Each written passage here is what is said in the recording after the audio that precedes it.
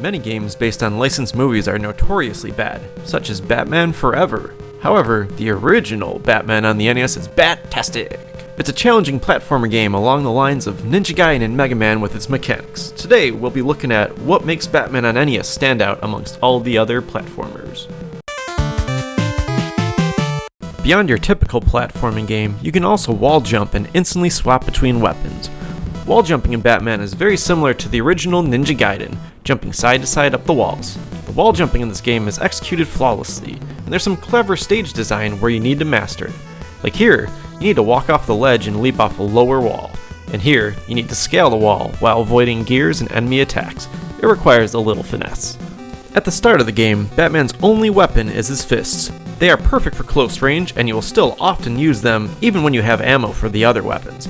All weapons use the same ammo pickups and can be swapped instantaneously by using the start button.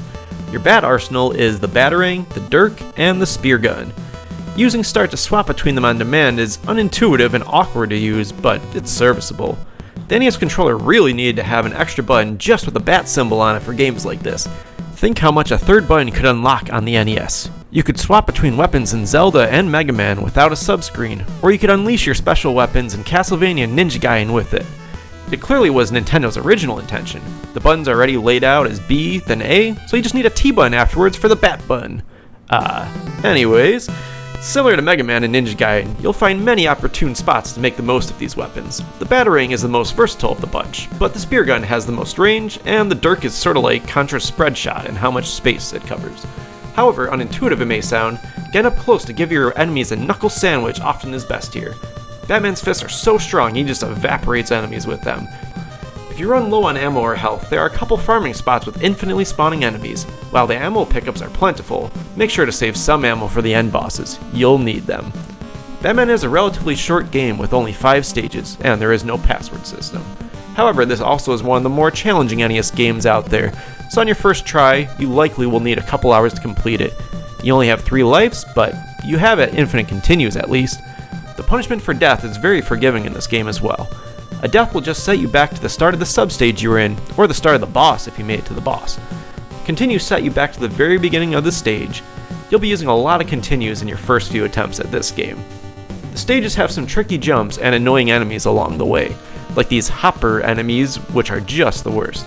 If you fail to keep them at a distance, they erratically hop on top or just in front or back of you. Once they get on top of you, it is all over. I mean, look at this. What the hell are you supposed to do? There are a few jumping puzzles in this game where you need to carefully decide how you want to scale up and down the walls. It'll take you some time to get comfortable doing this, but it feels very gratifying to learn it. Batman is the only game I know of where you sometimes wall jump to move downwards. It's a unique twist on the wall jumping mechanic in games. All the bosses are varied and challenging to figure out. You will need at least a couple attempts on each of them. As expected, the final bosses are especially difficult. With Joker, you won't stand a chance unless you abuse the invulnerability windows when you punch an enemy.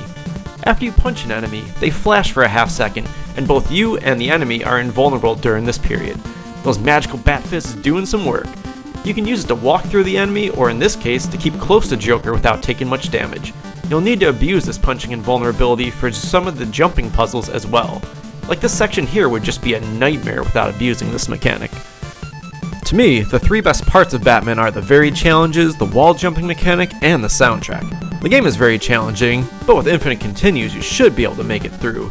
The sweet bat tunes and fast action and responsive gameplay will keep you wanting to come back for more, death after death and continue after continue. Next video will be out the same bat time at the same bat channel. Thank you for watching, and I hope you have a wonderful day.